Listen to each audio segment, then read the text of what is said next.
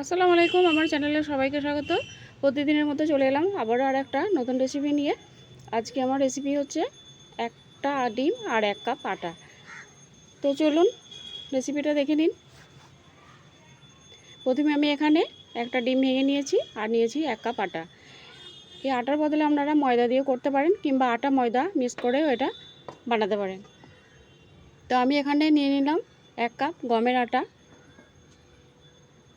আটাটাকে আমি অল্প অল্প করে পানি দিয়ে একটা পাতলা ব্যাটার তৈরি করে নেব। তো এই পানিটা আমি একবারে দেব না, অল্প অল্প করে দিয়ে এভাবে করে মেখে নেব।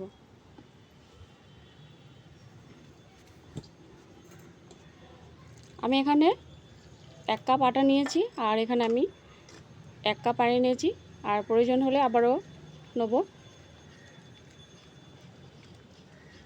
তো এরকম করে একটা পাতলা ব্যাটার তৈরি করে নেব।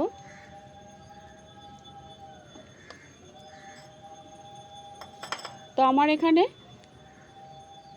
1 কাপ আর অল্প একটু পানি লেগেছে। তো এটা করে খুব ভালো করে আমি ফেটিয়ে নেব।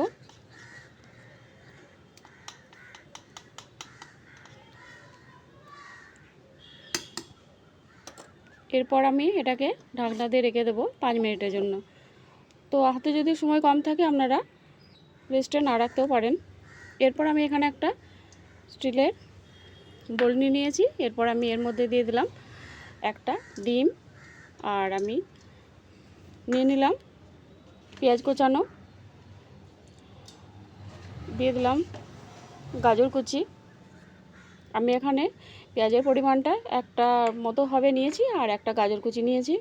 আর দিয়ে দিলাম অল্প একটু ধনেপাতা কুচি, আর দিয়ে দিলাম 4টে কাঁচা লঙ্কা কুচি, 1 চামচ গোলমরিচের গুঁড়ো, আর দিয়ে দিলাম আমি এখানে ম্যাগি মশলা। আমি এখানে পুরো 1 পাতা ম্যাগি মশলাটা নিয়েছি, স্বাদ মতো নুন।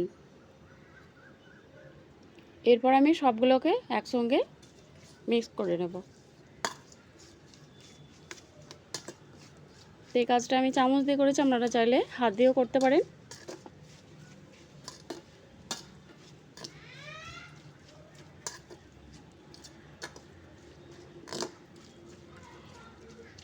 এটা আপনারা বাচ্চাদের টিফিনেও বানিয়ে দিতে পারেন। এটা সবাই এটা খেতে পারবেন, বড়রাও খেতে পারবেন।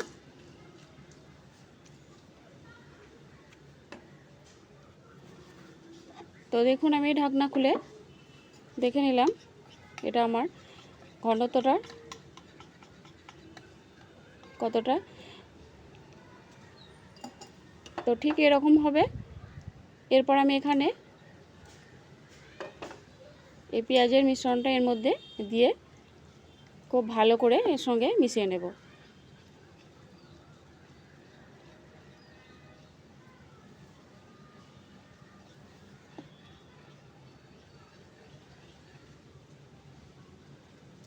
এই দেখুন ঘনত্বটা ঠিক এরকম হবে।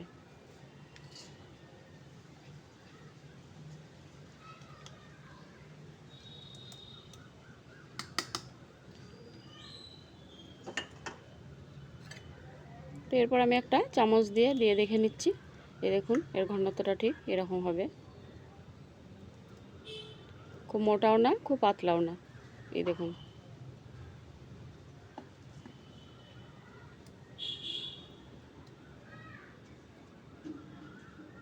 এরকম হবে ঠিক। এরপর আমি এখানে একটা ফ্রাই প্যান বসিয়ে দিলাম। এখানে আপনারা ননস্টিক তাওয়া কিংবা লোহার তাওয়া বসিয়ে দিবেন। তো এটা খুব বেশি গরম হলে হবে না, আমি এতে কোনো তেল ব্যবহার করিনি। দেখুন এর মধ্যে আমি 1 চামচ মিশ্রণ দিয়ে দিলাম, দিয়ে চামচ দিয়ে এভাবে ছড়িয়ে দিলাম।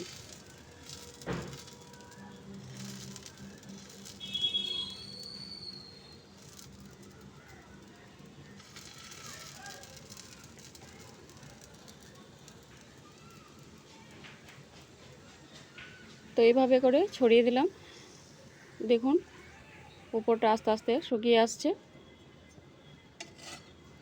এরপর আমি উল্টে দিলাম, দেখুন কেমন জালিদার হয়েছে। তো আমি উল্টে দিলাম, আপনারা না চাইলে এটা উপরটা শুকিয়ে এলে না উল্টাতেও পারেন। আমি আপনাদের দেখানোর জন্য এটা উল্টালাম। এরপর এটাকে আমি ভাঁজ করে নেব, এভাবে করে ভাঁজ করে নেবেন। আর আপনারা চাইলে এটা ছোট করেও নিতে পারেন। তো দেখুন কত সহজে তেল ছাড়া পিঠাটা উঠে এলো। একদম কম সময়ে আর বাড়িতে থাকা অল্প উপকরণ দিয়ে এটা আপনারা বানিয়ে নিতে পারবেন। দেখুন কত সুন্দর হয়েছে। তো এইভাবে করে আবারও আর একটা আমি দেখিয়ে দিচ্ছি। আর যদি আপনারা লোহার তাওয়া ব্যবহার করেন তাহলে আপনারা অল্প তেল ব্রাশ করে নিতে পারেন। এভাবে করে ব্যাটারটা দিয়ে আপনি চামচ দিয়ে এভাবে ছড়িয়ে দিতে পারেন।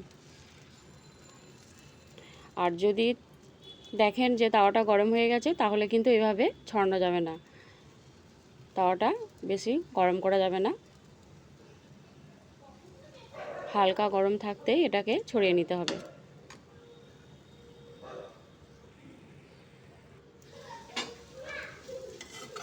তো দেখুন এভাবে করে আমি সব পিঠেগুলো তৈরি করে নেব।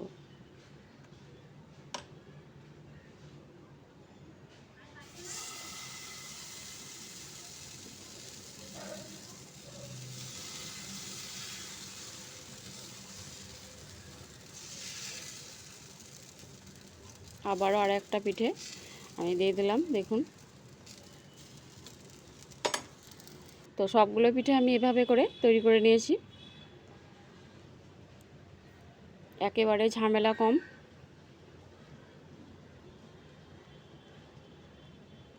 এভাবে ছোট করেও নিতে পারেন।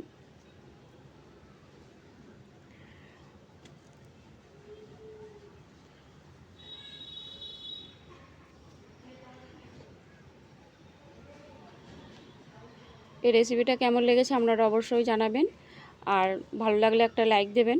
আর যারা নতুন বন্ধু তারা আমার এই চ্যানেলটা এখনও সাবস্ক্রাইব করেননি যারা, তারা অবশ্যই আমার চ্যানেলটা সাবস্ক্রাইব করবেন। তো দেখুন এটা সসের সঙ্গে খেতে অসম্ভব মজাদার, বাচ্চারা তো খুব মজা করেই খাবে এটা, বাচ্চা বড় সকলেই এটা খুব পছন্দ করবে। আপনারা সকালে ব্রেকফাস্টের জন্য এটা বানাতে পারেন। তো ভালো থাকবেন, সুস্থ থাকবেন।